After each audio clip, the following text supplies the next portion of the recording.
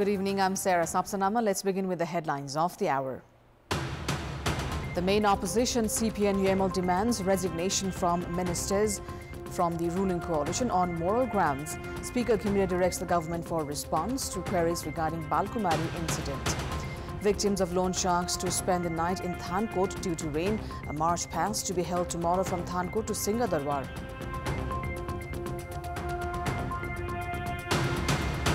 Palestinian death toll from Israeli attacks crosses a grim 29,000 mark.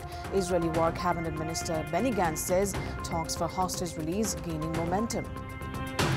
And Canada 11 win the 3-match ODI series against Nepal, having defeated the hosts by 4 wickets in the final and decisive match played today.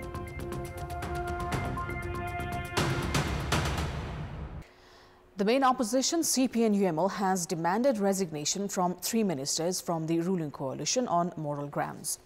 During the meeting of the House of Representatives earlier today, UML lawmaker Raghuji Pant demanded resignation from Minister for Physical Infrastructure and Transport Prakash Jwala in connection with the Balkumari incident on moral grounds.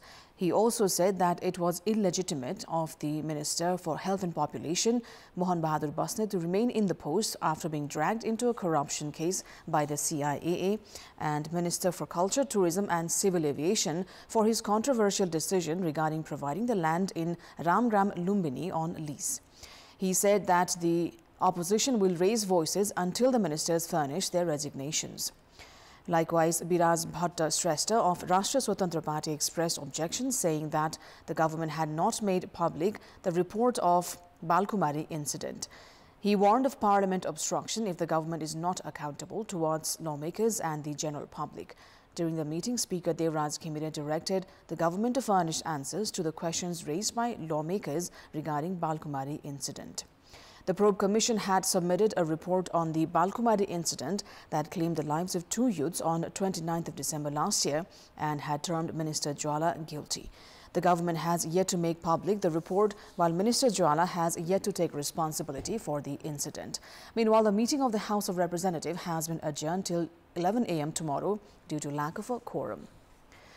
Now, victims of Loansharks who arrived in Katmandu after a 23-day artist justice march on foot yesterday are to spend the night in Thankot. They will hold a march past from Trivun Park of Thankot to Singadarwar tomorrow. The march past from Thankot to Singadarwar could not be held today as it started raining. The victims who spent last night under open sky had been drenched in rain. The victims have said that they will continue their protest until the government ensures justice.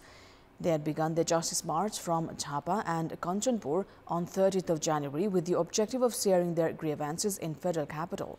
The victims had arrived in Kathmandu previously as well. However, despite the government's assurance, their issues have yet to be resolved.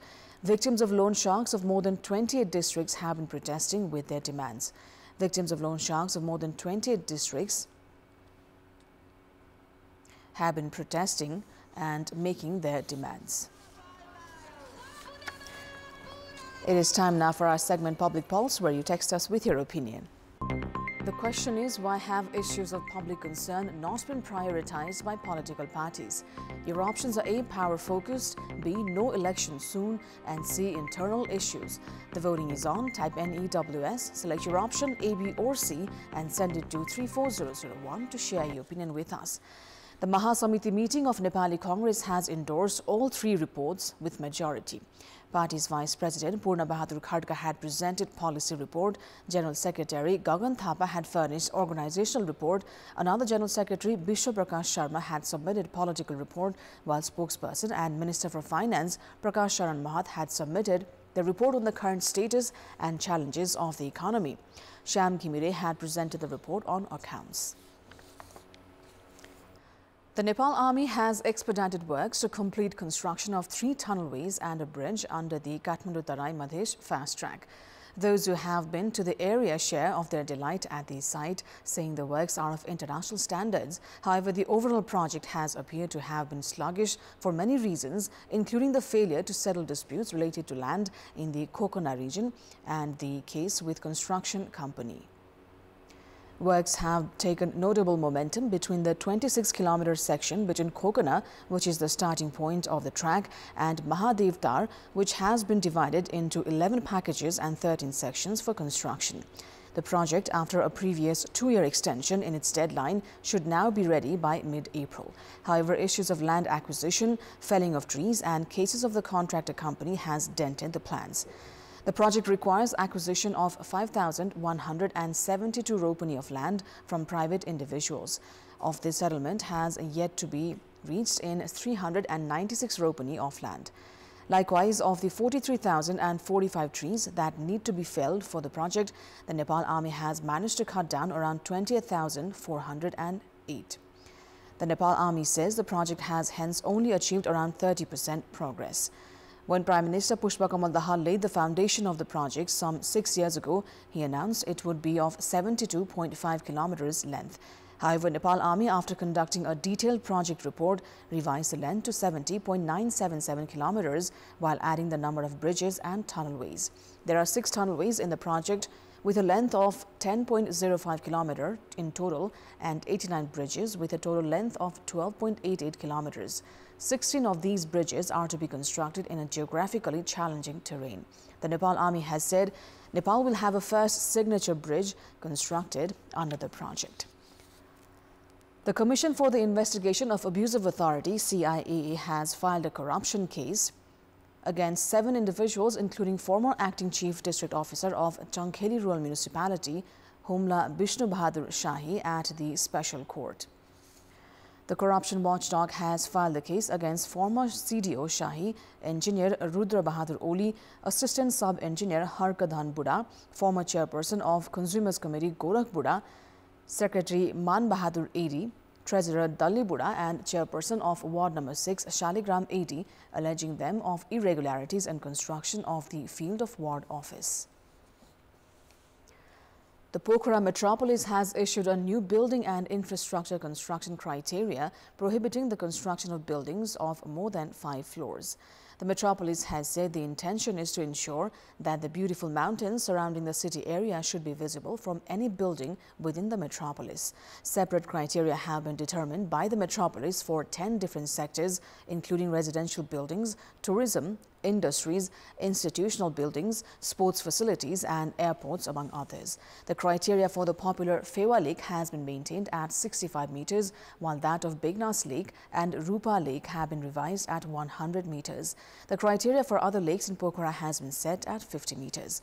Likewise, the criteria for Seti River is set at 30 meters and Firke River at 6. The Vulture Restaurant in Nawalpur's Pitholi that opened some 18 years ago, setting a global example, has been at the center of attention among domestic and international tourists in recent time. The community-run restaurant serves meat to vultures in the region.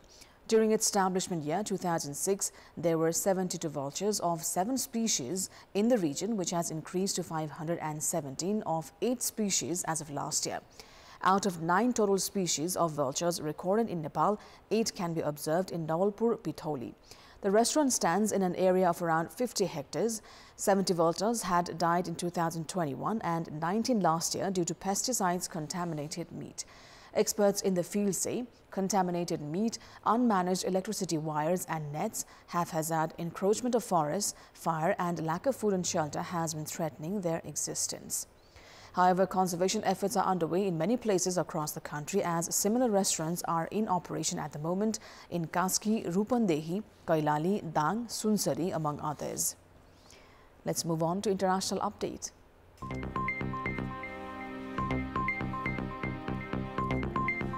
The Palestinian death toll in the Gaza Strip has risen to 29,313, with 69,333 others wounded as the Israel-Hamas conflict continues, the Hamas-run Health Ministry has said in a press statement today. During the past 24 hours, the Israeli army killed 118 Palestinians and wounded 163 others in the coastal enclave. The Israel Defense Forces said that the Israeli forces had hit dozens of Hamas facilities in Gaza City in the northern Gaza Strip in the past 24 hours, including weapon depots, observation posts and tunnels, with dozens of soldiers killed. In the southern part of the Gaza Strip, the Israeli forces continued its military operation in Khan Yunis, destroying an underground tunnel and killed several Hamas militants. The IDF stated that the tunnel had been used by senior Hamas officials and armed forces for hiding and fighting. According to media reports, Israeli army has conducted intensive airstrikes in multiple areas of central and southern Gaza since Tuesday night, killing at least 35 people. Furthermore, a journalist and his wife were killed in Israeli attacks in a community in Gaza City on Wednesday, leaving their 3 children severely burned.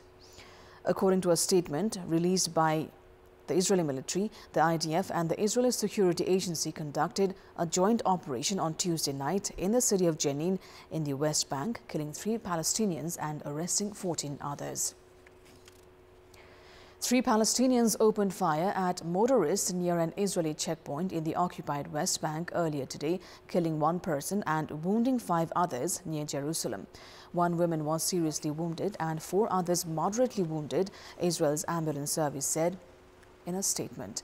They were taken to a hospital in Jerusalem for further treatment. The site, a highway near the West Bank settlement of Ma'ale Adumim, was littered with bloodstains and personal and medical equipment was scattered along the road where damaged vehicles blocked it. Police said officers shot dead 2 gunmen and wounded a 3rd. A spokesperson said the gunmen were Palestinian but gave no further details. Tensions in the West Bank are already high due to Israel's war in Gaza. Britain and Jordan have airdropped 4 tons of aid including medicines, fuel and food to Tel Al-Hawa Hospital in northern Gaza.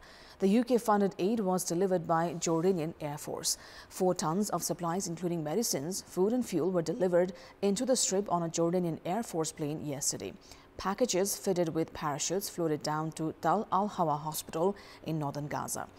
UK Foreign Secretary David Cameron said the aid would save lives and keep the hospital running. The UK has until now only sent aid to Gaza by land and sea, but northern Gaza, a wasteland after nearly 5 months of war, is impossible to reach. The World Food Programme has suspended deliveries there because its convoys had endured complete chaos and violence. The British-Jordanian delivery contained diesel, critical medical equipment and ration packs for patients and medical staff. Banking sharply over the Mediterranean Sea in 2 passes, the Royal Jordanian Air Force Hercules aircraft dropped the 4 tons of British aid directly into northern Gaza just after sunset.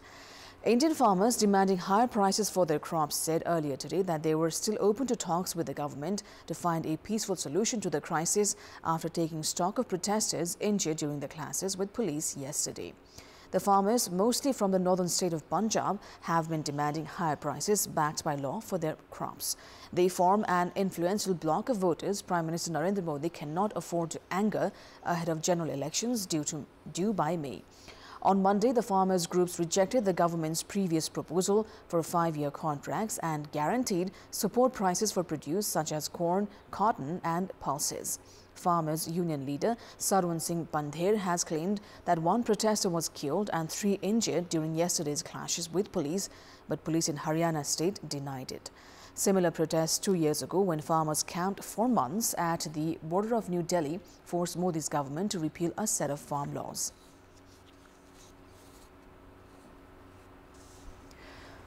Concerns have grown among South Korean patients as the emergency departments at 3 of the country's biggest hospitals were on red alert after more trainee doctors joined protests against government plans to increase medical school admissions to boost the healthcare sector. Many patients flocked to smaller public hospitals like the National Medical Center instead. They went there because they were worried about not getting treatment in time at the major hospitals due to the walkout. So far, more than 8,400 doctors have joined the walkout, the Health Ministry has said, equivalent to about 64% of the entire resident and intern doctors at major 100 hospitals in South Korea. The government has threatened to arrest the doctors leading to the walkout. The physicians are protesting against a government plan to increase the number of students admitted to medical school in a bid to bolster the healthcare system of one of the world's most rapidly aging societies. That is all for the moment. Thank you for watching. Bye for now.